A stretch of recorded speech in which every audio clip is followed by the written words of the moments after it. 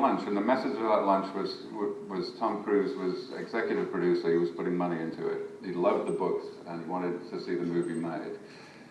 And then we had that lunch, and I got a call late that evening.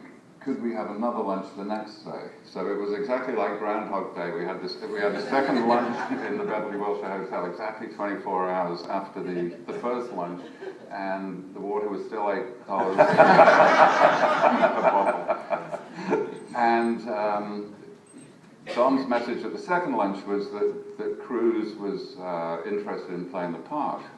So I've had 7 years of warning about this, and it came and went, because these things do, they come and go. You basically need 3 things occurring simultaneously. The star, a director, and the money have to agree at the same lunch, basically. And I had numerous phone calls, I mean literally dozens of phone calls over the years.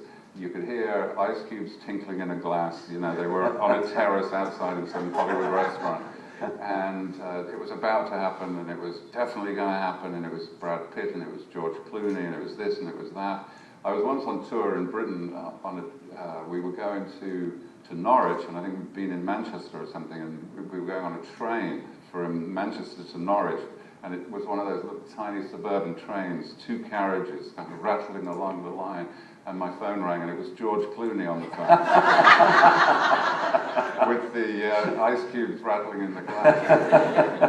And at the outset, 15 years ago, the problem for me is that was my previous job. I worked in television drama, and I did that stuff for 18 years, so the novelty was kind of up a notch, because although I have to say, my first experience in television was, again, a lunch. I was training with this very, very established person who was leaving, and I was taking her job, essentially, which was fraught and tense on a personal basis, because she didn't want to leave. But retirement was compulsory at 60 in ITV, and she was about to retire. I was going to take over a job. I was 22, almost 23, and she was very well connected. And in my first week, she said, come to lunch, there are some actors in, and we're going to have lunch. And we were going to have a picnic. And they had these hampers sent over. But of course, Granada is in Manchester, so inevitably it was raining. So we didn't have a picnic. We had the picnic on the studio floor. Me, her, and these 4 actors. And the 4 actors were Laurence Olivier, Alec Guinness, Ralph Richardson, and John Gielgud.